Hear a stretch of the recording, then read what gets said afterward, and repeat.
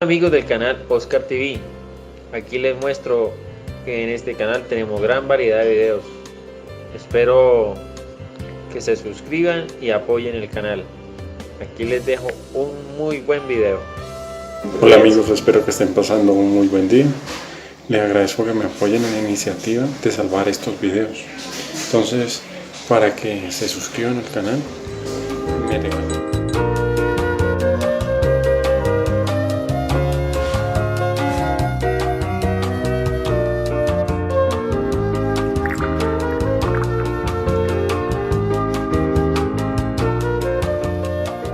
Un café con Galat.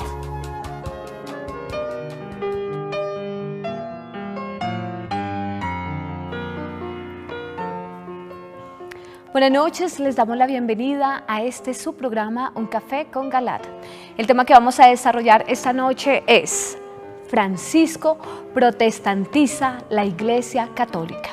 Este es nuestro tema de hoy y nos acompaña la doctora Ana Cecilia Osorio.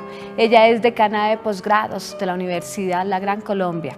El ingeniero Carlos Rodríguez, él es escritor mariano e investigador, y también está con nosotros el doctor Juan Burgos.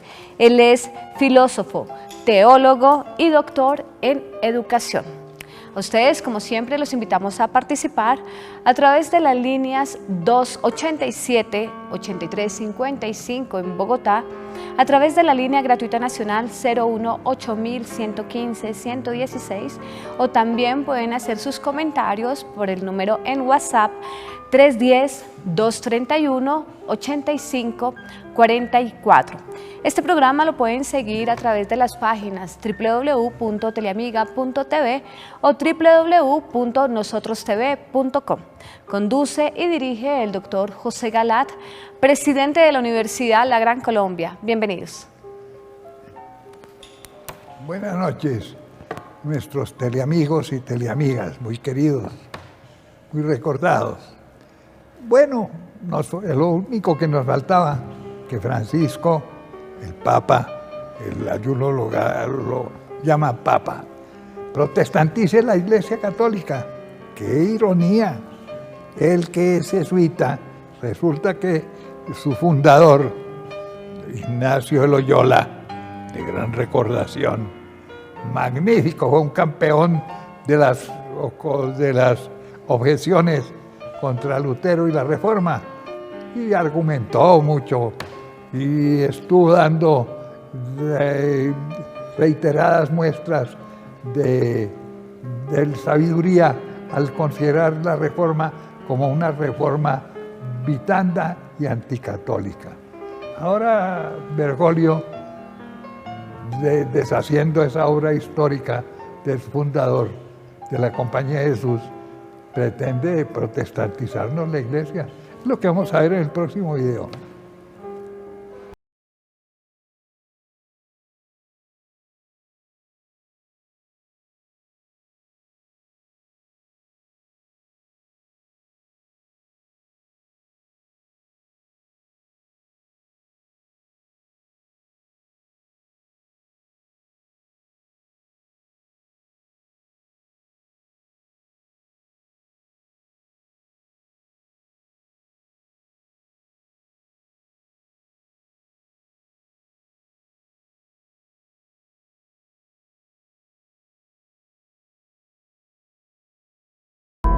Francisco protestantiza la Iglesia Católica. Parte 1. Frente a la celebración conjunta entre católicos y luteranos, o conmemoración, como prefieren llamarla engañosamente algunos jerarcas católicos, de los 500 años de la Reforma Protestante, adelantada por Martín Lutero, que culminó el pasado 31 de octubre de 2017, resulta un signo muy grande de la altura de los tiempos que el padre de la Compañía de Jesús, San Ignacio de Loyola, fundador de los jesuitas, quien más argumentos y más fuertes diera contra la reforma de Lutero, junto al papado de la época y a los padres del Concilio de Trento, protagonista de la contrarreforma que enfrentó y venció al hereje sacerdote agustino Martín Lutero, tenga hoy en el jesuita argentino Jorge Bergoglio al máximo promotor actual de la vieja herejía luterana, como representante de su congregación religiosa, además al frente, nada más ni nada menos que del papado de la Iglesia Católica. En efecto, el obispo jesuita Jorge Mario Bergoglio Sívori es hoy por hoy el más importante impulsador, promotor y publicista del pensamiento protestante luterano, en abierta contradicción al fundador de su orden, muy por encima incluso de los promotores luteranos y calvinistas de hoy y de ayer, quienes brillan por su ausencia en el escenario católico mundial. El santo español Ignacio de Loyola, cuya orden puede preciarse de ser la más fiel al papado y a la Iglesia Católica desde su fundación y durante la mayor parte de su historia, hoy es testigo desde el cielo de la caída de su portentosa orden religiosa, por el herético obrar de muchos de sus recientes y actuales miembros, pero hoy en cabeza de Francisco, quien recientemente designa a Lutero testigo del Evangelio y lo justifica ante el mundo secular y católico, enseñando erradamente que Lutero no quiso la división de la Iglesia Católica, sino su reforma, contradiciendo 5 siglos de argumentación precisa y verdadera contra la herejía reformista luterana. Reforma que el mismo Bergoglio viene adelantando y está empeñado en culminar. Reforma que no es otra cosa que la destrucción de la Iglesia, desde sus cimientos organizacionales, doctrinales, dogmáticos, litúrgicos y sacramentales. Un ejemplo de esta debacle, en la que los jesuitas, junto a muchas otras congregaciones y el Vaticano mismo, tienen sumida a la Iglesia Católica actual, lo tenemos en la herética visión de la conocida revista jesuita Civiltà Católica, dirigida por el padre Antonio Spadaro, en cuya publicación reciente, con motivo del 5º centenario del cisma protestante, luego de preguntarse si Lutero era verdaderamente herético, concluye que este hereje, que inició la ruptura de la Iglesia hace 500 años, iniciando la interminable serie de multitud de sectas protestantes, ahora resulta que dizque fue un testigo de la fe y un renovador del anuncio evangélico. Testigo de la fe, renovador del anuncio evangélico, llama el sacerdote jesuita Antonio Spadaro en su revista a Lutero, a quien su jefe y fundador de la orden a la que pertenece, San Ignacio de Loyola, había llamado hereje, siendo el santo español uno de los líderes campeones de la Contrarreforma y uno de los más influyentes miembros del Concilio de Trento, que combatió firmemente y con éxito la Reforma luterana. Y esto en la misma línea de su actual jefe, el también jesuita Jorge Bergoglio, quien ha llamado a Lutero testigo del Evangelio. ¿Testigo del Evangelio Lutero? Ante tal monstruosidad, debe estar removiéndose en su tumba San Ignacio de Loyola, el superior y fundador de los jesuitas, por la alta traición a Dios de sus actuales destacados miembros. Porque San Ignacio es uno de los campeones de la Contrarreforma, que ahora, de un plumazo, Bergoglio echa abajo y deja en ruinas, con la protestantización del catolicismo, con una finalidad peor, la conformación de una nueva falsa iglesia mundial, que da la espalda al único y verdadero Dios y prepara la llegada del anticristo. ¿Qué dicen los agustinos de hoy sobre Lutero? Sabemos que Martín Lutero fue un fraile y teólogo agustino. Pues bien, ahora el superior general de los frailes agustinos, el padre Alejandro Moral Antón, se refiere al heresiarca Lutero en los siguientes términos. Martín Lutero provocó la ruptura del cristianismo occidental y puso las bases para el secularismo y la secularización. Lutero no solo abandonó la orden, sino que aborreció la vida religiosa con todas sus fuerzas. Rechazó las prácticas ascéticas y la piedad. Rechazó el rezo del breviario y otras obligaciones. Alteró radicalmente la teología sacramental. Condenó los votos religiosos y promocionó el abandono y el éxodo masivo de los religiosos consagrados. El daño hecho a la orden y a la vida religiosa en Alemania fue enorme. Continúa el padre Alejandro Moral Antón, prior general de la Orden de San Agustín, a la que perteneció Martín Lutero antes de abandonar la fe católica. Las consecuencias de la percepción luterana llevan a la negación del libre albedrío, a la innovación dogmática de los sacramentos, al rechazo de la misa como sacrificio, a la negación del sacerdocio ministerial, a la demolición del magisterio y de la jerarquía eclesiástica, a la demonización del papado. Ahora bien, unidad sí, pero desde la verdad. Los pasos que se dan para la unión de los católicos con las sectas protestantes, incluido naturalmente la del luteranismo, deben proseguir de acuerdo con el deseo del propio Jesús en su palabra descrita en Efesios 4:5. Hay un solo Señor, una sola fe, un solo bautismo. Pero obsérvese bien, es de acuerdo con el deseo de Jesús y desde una sola fe. Esto es, únicamente cuando se consiga comulgar en una sola fe, no en fes separadas y distintas, no en fes contrarias. Es cuando debe procederse a la unión, para servir a un solo Señor dentro de una sola iglesia. Pretender hacer una sola iglesia y servir a un solo Señor y tener un mismo bautismo sin tener una sola y misma fe es traicionar al Señor, a la iglesia y al bautismo. Este es el defecto fundamental de las pretensiones ecuménicas del obispo argentino Jorge Bergoglio, de apresurar erráticamente la unión con los protestantes luteranos y con otras denominaciones cristianas e inclusive no cristianas. Efectivamente, no se ha llegado a esa unidad real con los luteranos ni por el forro, como aquí decimos. Luego, la unión con ellos carece de base y de fundamento, y cualquier unión con esta secta protestante se transforma en una aventura peligrosísima. En otras palabras, la unión es indispensable, pero conviene saber llegar a ella, y el momento de conseguirla es cuando se llegue al pleno acuerdo sobre las verdades de la fe, no antes, porque se corre el riesgo de convertir la unidad en causa de mayores divisiones y desentendimientos. Esto porque el fundamento real de la unidad es la verdad. Hacer unas uniones por la unión y no por la verdad, como bandera y razón de ella, es no solo erradamente apresurar las cosas, sino comprometerlas, haciéndolas para el futuro imposibles. Esto equivale, como decimos familiarmente, a madurar la fruta biche, o sea, a dar la fruta inmadura por madura.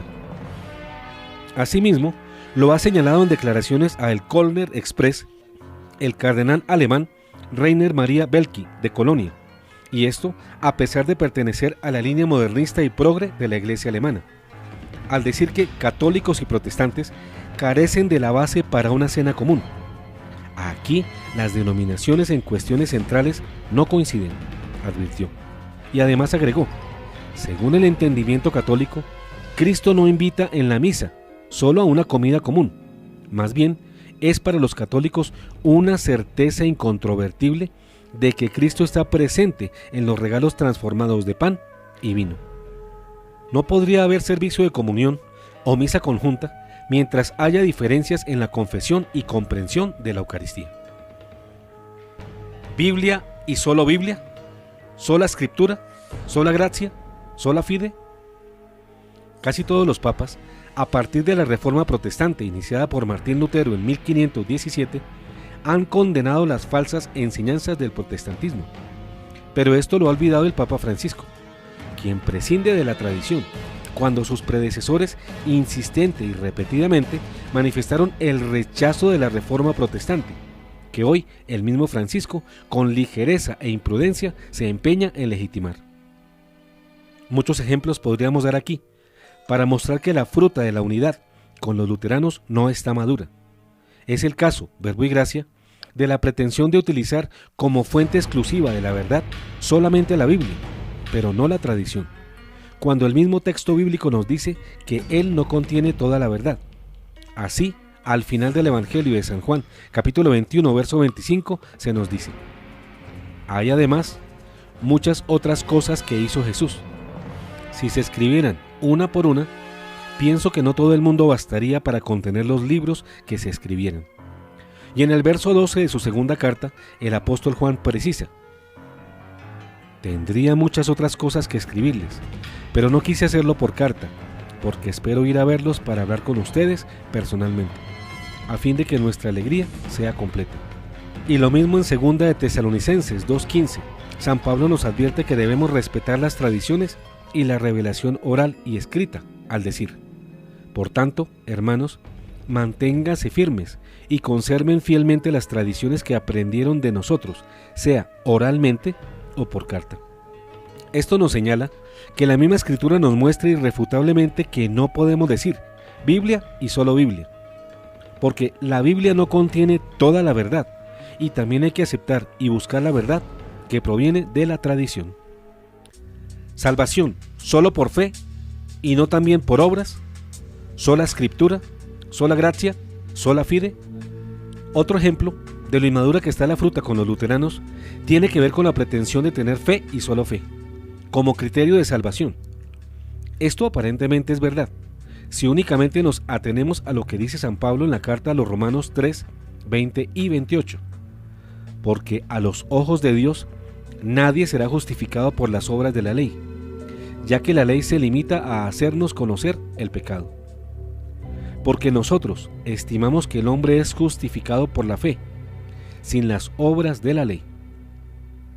Y en Efesios 2, 8 a 10 San Pablo declara: porque ustedes han sido salvados por su gracia mediante la fe. Esto no proviene de ustedes, sino que es un don de Dios, y no es el resultado de las obras, para que nadie se gloríe.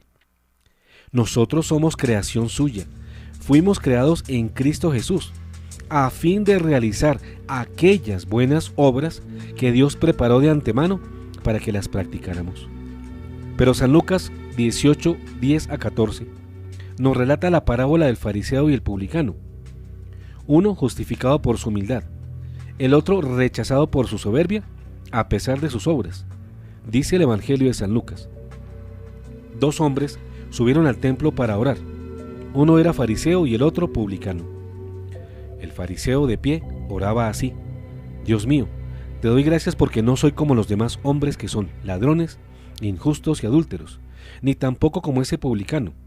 Ayuno 2 veces por semana y pago la 10ª parte de todas mis entradas. En cambio, el publicano, manteniéndose a distancia, no se animaba siquiera a levantar los ojos al cielo, sino que se golpeaba el pecho diciendo: Dios mío, ten piedad de mí, que soy un pecador. Les aseguro que este último volvió a su casa justificado, pero no el primero, porque todo el que se ensalza será humillado, y el que se humilla será ensalzado. Miren cómo, en este episodio del fariseo y el publicano, el fariseo no fue justificado, a pesar de las obras que menciona y que efectivamente había hecho. Y todo porque esas obras fueron fruto de su orgullo, y como sabemos, Dios resiste a los soberbios, como dice Santiago 4:6. Dios resiste a los soberbios y da su gracia a los humildes. De ninguna manera referirse al verso 10 del capítulo 2 de Efesios, que después de rechazar las obras de la ley, claramente dice: nosotros somos creación suya, fuimos creados en Cristo Jesús, a fin de realizar aquellas buenas obras que Dios preparó de antemano para que las practicáramos. Ojo, queridos teleamigos, que San Pablo aquí nos muestra que sí debemos hacer aquellas buenas obras, pero son aquellas buenas obras hechas con amor y con humildad, que era lo que le faltaba al fariseo y le sobraba al publicano. Corrobora esto el apóstol Santiago en su epístola, que también por conveniencia Martín Lutero, arbitrariamente y solo para imponer su errado punto de vista, ordenó eliminar de la Biblia. Esto dice el apóstol Santiago 2:18. Sin embargo, alguien puede objetar: uno tiene la fe y otro las obras. A ese habría que responderle: muéstrame, si puedes, tu fe sin las obras. Yo, en cambio, por medio de las obras te demostraré mi fe. Así que, mis amigos, los hermanos separados pretenden encontrar la justificación únicamente en la fe, divorciada de las obras, lo cual es un error gravísimo, porque repetimos que lo que rechaza la Biblia son las obras de la soberbia y la suficiencia humanas, y no las obras de la humildad y la caridad, sin las cuales la fe es una fe muerta y vana. ¿Las sectas protestantes tienen razón? Atrás dijimos que el fundamento de la unidad es la verdad, la cual debe ser aceptada por todas las partes que se quieren unir para que la unión sea real, y no un remedio de verdad, que se deshaga ante las primeras controversias, es decir, la fruta debe estar debidamente madurada y no madurada a golpes. Muchos otros puntos demuestran fehacientemente que para un verdadero ecumenismo la fruta no está madura. Hace unos años redacté un documento refutando algunas ideas erróneas de los hermanos separados. Es un breve folleto de 3 hojas, en las cuales, con las debidas citas bíblicas, se refutan sus principales equivocadas enseñanzas. Pensando que puede ser útil a nuestros teleamigos, recomendamos el folleto mencionado, que puede consultar y descargar en este link, buscando bajo el siguiente nombre: ¿Las sectas protestantes tienen razón?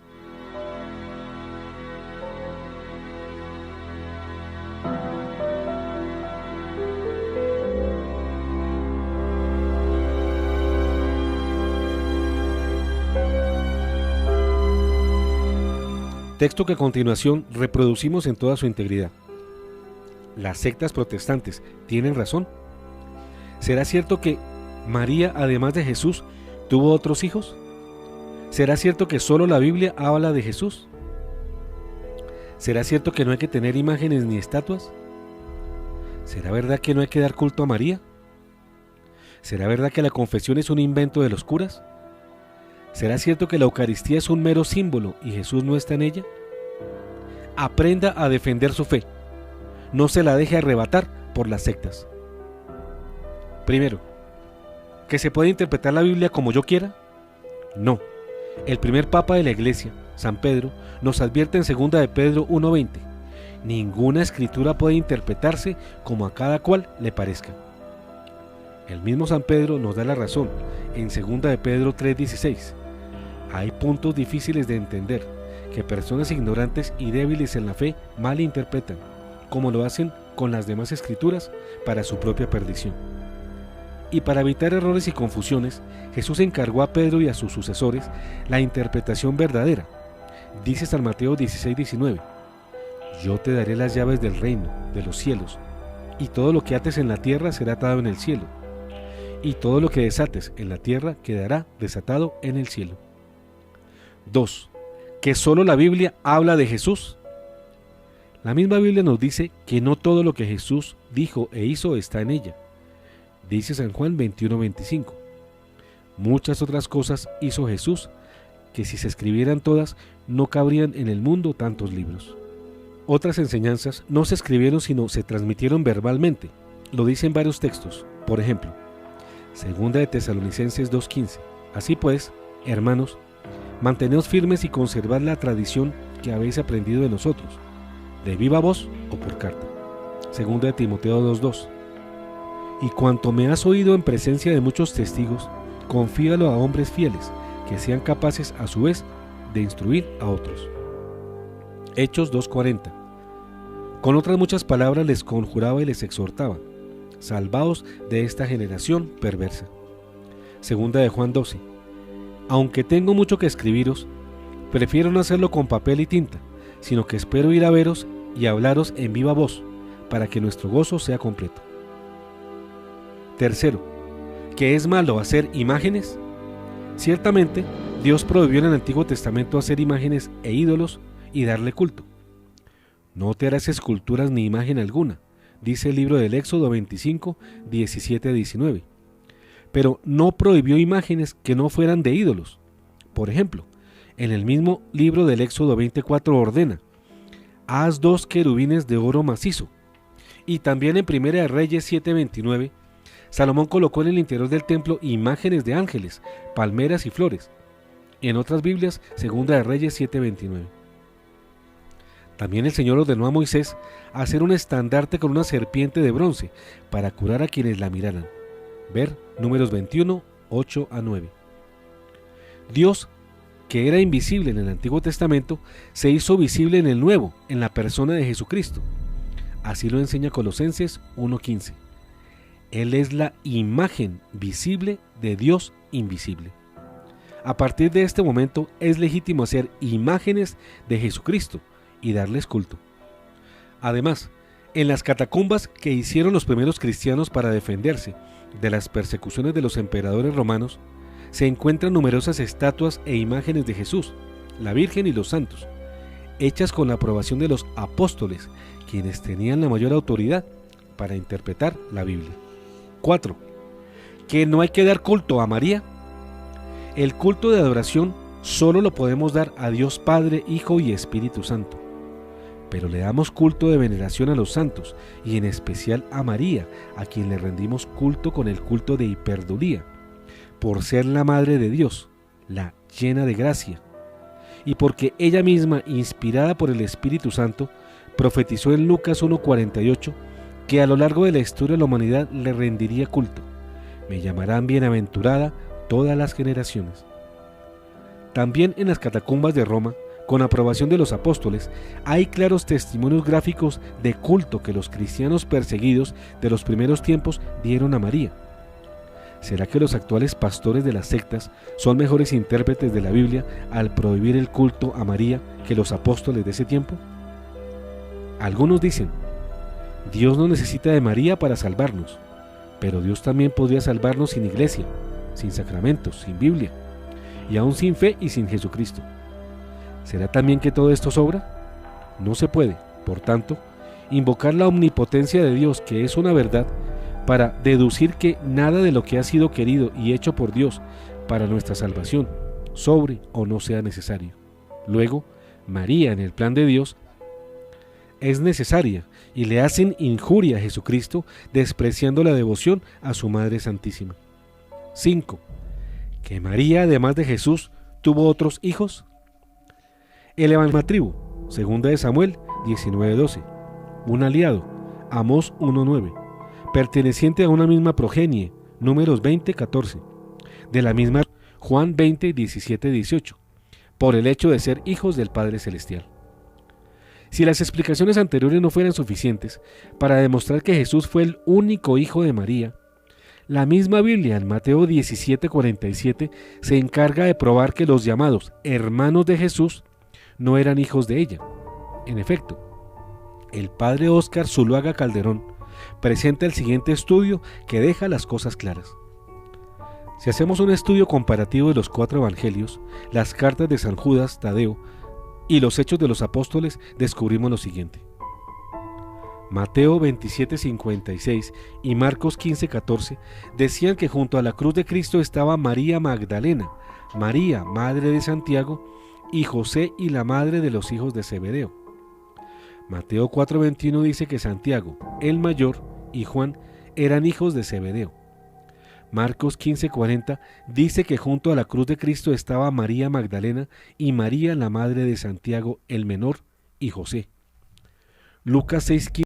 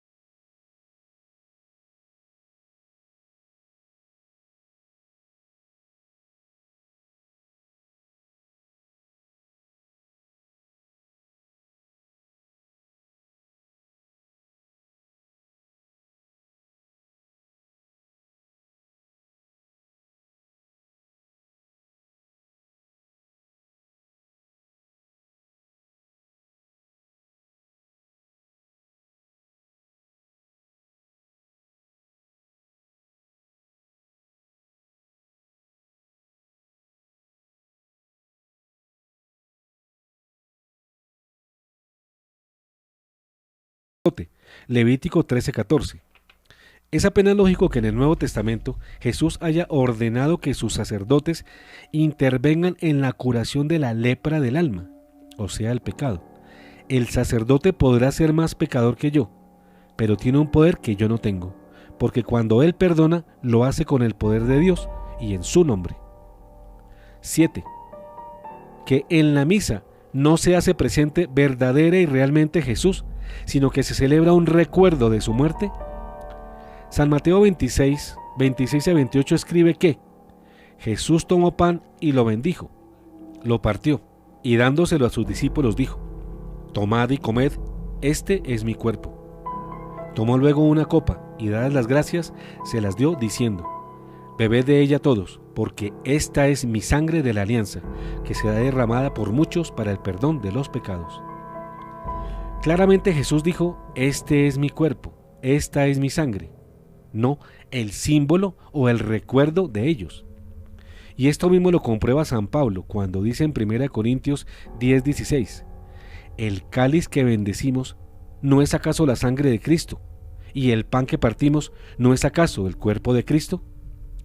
Si la comunión fuera un simple recuerdo o símbolo, sería muy exagerado el castigo de condenación eterna para quien comulga en pecado mortal, como está establecido en 1 Corintios 11:29 y siguientes.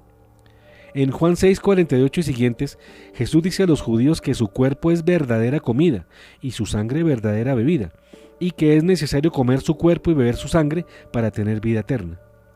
El hecho de que los judíos y algunos discípulos se escandalizaran y se fueran, prueba que entendieron que Jesús no hablaba de símbolos, sino de realidades. Lo mismo que la confesión estaba prefigurada en el Antiguo Testamento, la Eucaristía también. Sus figuras principales fueron el maná del desierto, que fue comida real y no ficticia. Ver Éxodo 10, 1 y siguientes. El cordero pascual que Dios ordenó a los judíos que comieran antes de salir de Egipto, que es una imagen de la comunión, tampoco fue ficticio ni simbólico, sino bien real. Ver Éxodo 12, 1 y siguientes. En el libro del Levítico 6, 7 y siguientes, Dios ordena ofrecerle sacrificio de animales reales, de cuyas víctimas comían el sacerdote, su familia y el pueblo. También estas comidas de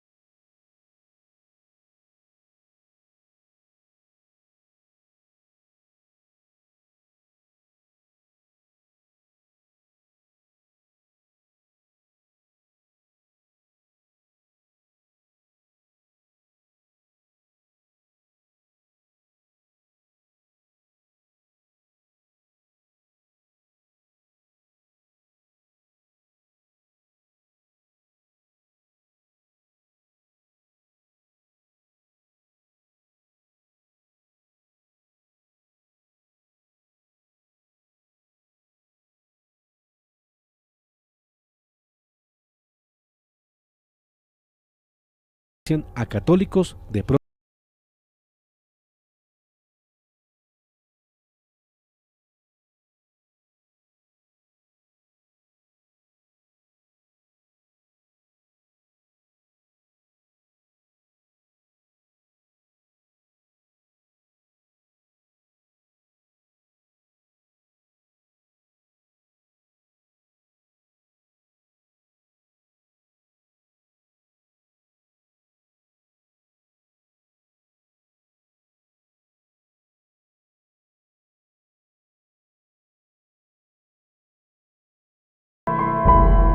Francisco protestantiza la Iglesia Católica.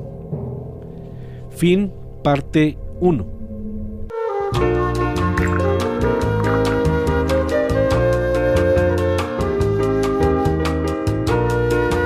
Un café con Galat.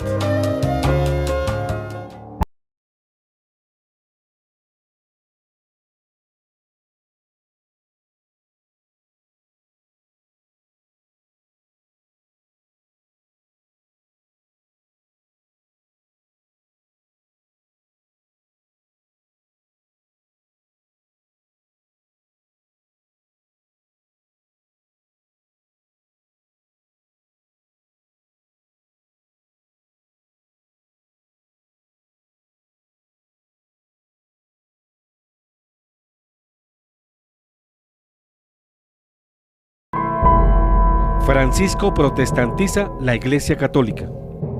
Parte 2. El Papa Bergoglio, omitiendo estos pasos previos de un razonable ecumenismo, nos quiere embarcar precipitadamente en uno falso, donde hemos dicho que la fruta aún no está madura, y que, por no estarlo, de seguro nos indigestará a ambos y nos separará a nosotros de Dios, porque al comer de ese plato traicionaremos horriblemente a Dios y a nosotros mismos. Eso de decir que Martín Lutero es un testigo del Evangelio es un absurdo de consecuencias graves, pues, ¿cómo es que un heresiarca que no solo tiene grandes errores contra la fe, algunos de los cuales ya hemos visto y refutado, sino que además ha mutilado la Biblia, por ejemplo, la Epístola de Santiago y los 2 libros de los Macabeos, puede ser auténtico testigo del Evangelio? Aceptemos, pues, que aquí, por lo menos se le fueron las luces al obispo Bergoglio, y que sus presiones para que aceptemos a Lutero como testigo del Evangelio no solo son exageradas, sino nocivas, y peor, lejos de llevarnos a un sano ecumenismo, nos distancia de la unidad que debemos conseguir con todos los hermanos separados. Como lo hemos dicho tantas veces, solo falta a Bergoglio presentarnos como santo al hereje Martín Lutero. ¿O será entonces que su proceso de canonización ya está en curso? Francisco, un pontificado marcado por una confusión crónica. Miren cómo, precisamente, el teólogo capuchino Padre Tomás G. Weinandy, uno de los teólogos más importantes del mundo, miembro de la Comisión Teológica Internacional, quien vive en Washington, Estados Unidos, pertenece a la Orden Franciscana y es asesor de la Conferencia Episcopal Norteamericana, ha escrito una carta abierta dirigida al Papa Francisco, reclamándole respetuosamente por la confusión crónica que su papado ha generado.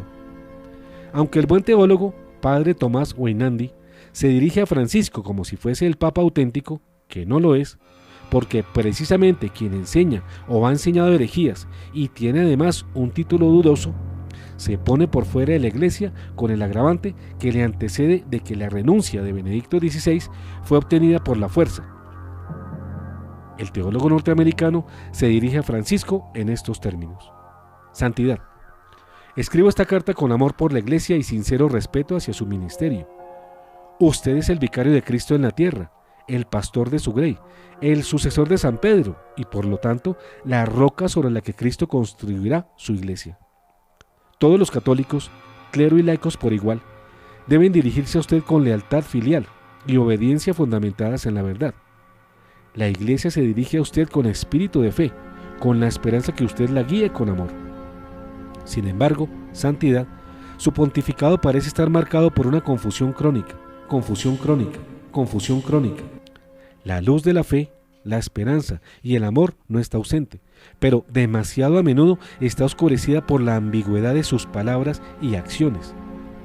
Esto hace que entre los fieles haya una cada vez mayor inquietud, comprometiendo su capacidad de amor, alegría y paz. En efecto, el supuesto papado de Bergoglio es cierto que está marcado por una confusión crónica, y esta se debe al divorcio inaceptable de la misericordia y la justicia del Señor, pues la palabra nos dice que son inseparables.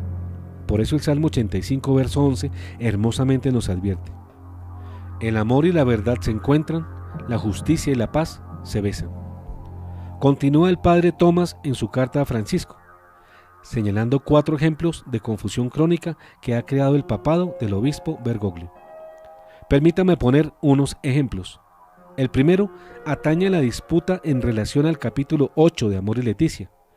No necesito compartir mis propias preocupaciones acerca de su contenido. Otros, no solo teólogos, sino también cardenales y obispos, ya lo han hecho. La preocupación principal es su manera de enseñar.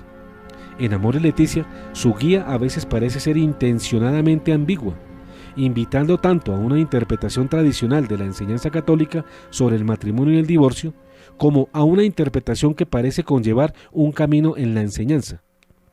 Como usted mismo, con gran sabiduría, observa, los pastores deben acompañar y animar a las personas que se encuentran en matrimonios irregulares, pero la ambigüedad persiste con respecto al significado real de ese acompañamiento. Enseñar con una tal falta de claridad puede, inevitablemente, llevar a pecar contra el Espíritu Santo. el Espíritu de la verdad. El Espíritu es entregado a la Iglesia y sobre todo a usted para disipar el error, no para fomentarlo. Además, solo donde hay verdad puede haber verdadero amor, porque la verdad es la luz que libera a las mujeres y a los hombres de la ceguera del pecado, una oscuridad que mata la vida del alma. Sin embargo, usted parece censurar e incluso mofarse de quienes interpretan el capítulo 8 de Amor y Leticia según la tradición de la Iglesia, tachándolos de fariseos, apedreadores, representantes de un rigorismo inmisericordio. Esta clase de calumnia es ajena a la naturaleza del ministerio petrino. Parece que algunos de sus consejeros se dedican, lamentablemente, a este tipo de acciones. Dicho comportamiento da la impresión que sus puntos de vista no pueden sobrevivir a un escrutinio teológico, por lo que deben ser sostenidos mediante argumentos ad hominem. Segundo, demasiado a menudo sus formas parecen menospreciar la importancia de la doctrina del